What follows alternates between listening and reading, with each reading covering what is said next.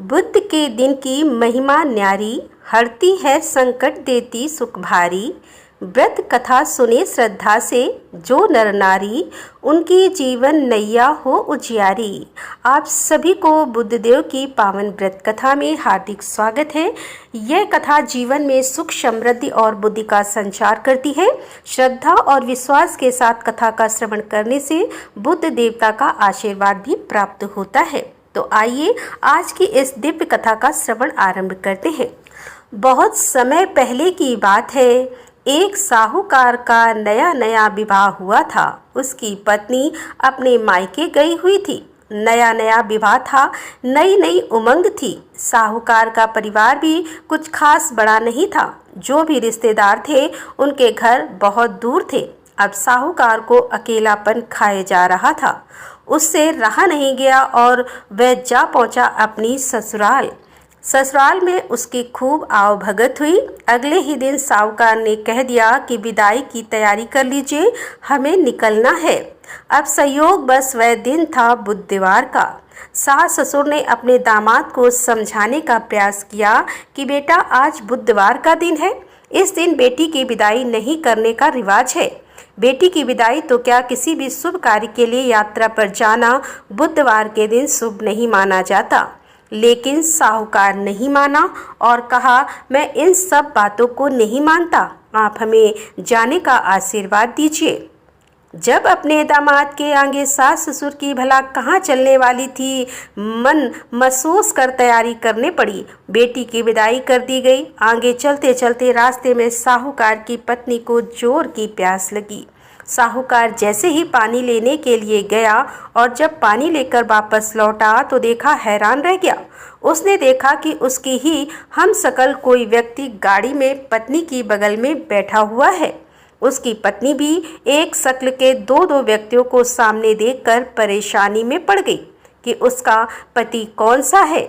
जैसे ही साहूकार ने व्रत के पास बैठे व्यक्ति से पूछा कि वह कौन है, तो पलटकर उसने जवाब दिया कि भैया, मैं तो उस नगर का साहूकार हूँ और अपनी पत्नी को लेकर जा रहा हूँ। तुम बताओ, तुम कौन हो और मेरी पत्नी पर तुम अपना अधिकार क्यों जमा रहे हो। ऐसे बहस करते करते दोनों में विवाद बढ़ गया। विवाद को देखते हुए राज्य के सिपाही वहां पहुंचे और साहूकार को पकड़ लिया। अब सिपाही भी चक्कर में पड़ गए कि दोनों की शकल सूरत तो एक समान है।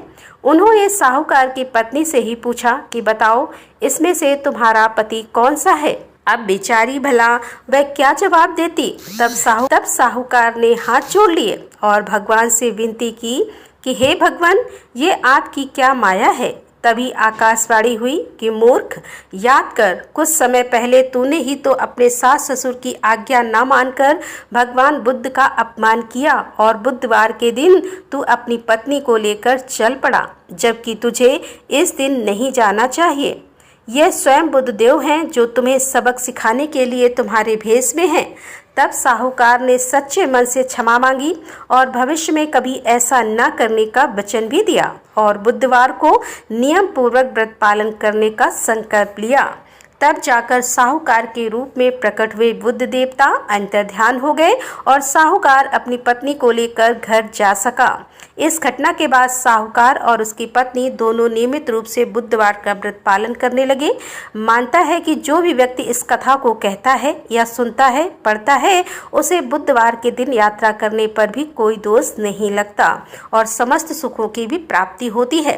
बुध ग्रह की शांति और सर्व सुख के इच्छुक स्त्री पुरुष बुधवार के दिन इस व्रत को कर सकते हैं। ज्ञान, बुद्धिकार, व्यापार आदि में उन्नति के लिए भी बुधवार का व्रत बहुत ही शुभ और फलदायी माना जाता है। आज के दिन बुद्ध देवता के साथ साथ भगवान गणेश जी की पूजा का भी विधान है। यह थी बुधवार की व्रत कथा। अब सुनिए गणेश भगवान की कहानी, क्योंकि गणेश भगवान की कहानी के बिना हर व्रत कथा अधूरी होती है।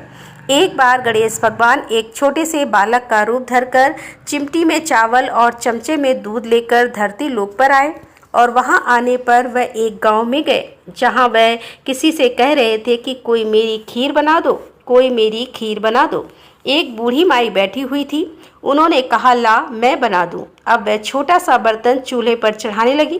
तब गणेश जी ने कहा, दादी माँ छोटी सी भगोनी मत चढ़ाओ, आपके घर में तो सबसे बड़ा वाला बर्तन होना, वही चढ़ा दो। बूढ़ी माई ने बालक का मन रखने के लिए वही किया।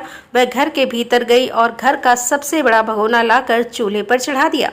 वह देखती रह गई कि उसमें जो थोड़े से चावल उस बड़े बर्तन में उन्होंने डाले थे वह तो पूरा का पूरा भर गया। अब गणेश जी ने कहा, दादी माँ मैं नहा कर आता हूँ, तब तक खीर तैयार हो जाएगी। खीर तैयार हो गई तो बूढ़ी माई के पोते पोती खीर खाने के लिए रोने लगे। बूढ़ी माई जब भी कुछ बनाती तो बिना गणेश भगवान को भोग लगाए कुछ नहीं खाती, ना ही किसी को खाने देती थी। तब उन्होंने मन ही मन कहा, गणेश जी तेरे भोग लगे। ऐसा कहकर उन्हें चूल्हे में थोड़ी सी खीर डाली और कटोरी भरकर खीर बच्चों को दे दी। बूढ़ी माई की पड़ोसन ऊपर से देख रही थी। बूढ़ी माई ने सोचा, यह तो उस बालक से चुगली कर देगी, तो एक कटोरा भरकर उन्होंने उस पड़ोसन को भी पकड़ा दिया। बूढ़ी माई की बहू ने चुपके से एक कटोरा खीर खाया और कटोरा चक्की के नीचे छुपा दिया। अभी भी गणेश जी नहीं आए थे।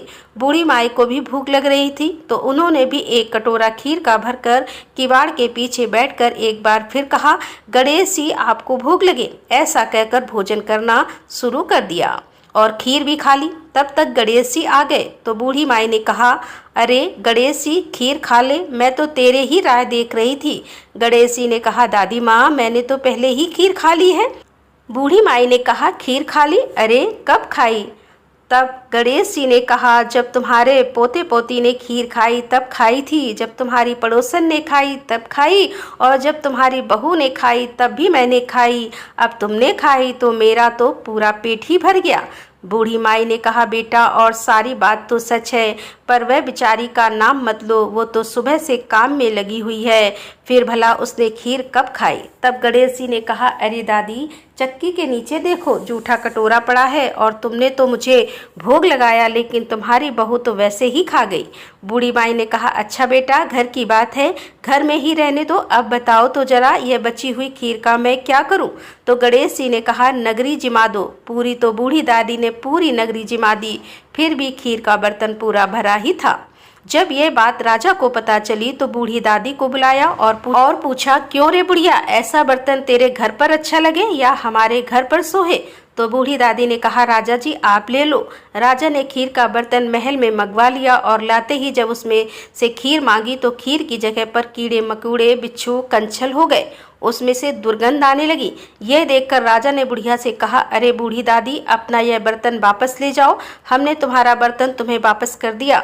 तब बूढ़ी माई ने कहा, महाराज अगर आप देते तो पहले ही कभी देते, यह बर्तन तो मुझे मेरे गणेश जी ने दिया है। ऐसा कहकर बूढ़ी माई ने वह बर्तन वापस ले लिया और के हाथों में लेते ही उस बर्तन की दुर्गंध दूर हो गई, सुगंधित आने लगी। घर आकर बूढ़ी दादी ने गणेश जी से कहा, अब बताओ बची हुई खीर का क्या करें? तब गणेश जी ने कहा, करना क्या है? बूढ़ी दादी झोपड़ी के कोने में गड्ढा खोद कर गाड़ दो, उसी जगह सुबह उठकर वापस खोदोगी तो धन के 2 मटके मिलेंगे। ऐसा कहने के बाद गणेश भगवान वहीं अंतर ध्यान हो गए। जाते समय झोपड़ी के लात मारते हुए गए तो झोपड़ी की जगह पर महल हो गया। सुबह बहू ने फावड़ा लेकर पूरे घर को खोद दिया, जो कुछ भी नहीं मिला। तब बहू ने कहा, सासू जी थारो गणेश तो झूठो है। सासू ने कहा, बहू मारो गणेश झूठो नहीं है, ला मैं देखूं। ऐसा कहकर वह सुई लेकर खोजने लगी। जब वह सुई से खोद रही थी तो टन टन करते तो धन के मटके निकल आए। रानी बोली, सासू जी गणेश जी तो साचो ही है। सास ने कहा, अरे बाबरी गणेश जी तो भावनाओं के भूखे हैं। गणेश जी भगवान जैसा आपने बूढ़ी दादी को दिया वैसा सबको देना। विनायक जी की कहानी कहने वाले, हुकारा भरने वाले और आसपास के सुनने वाले सबको देना। बोलो गणपति महाराज की जय।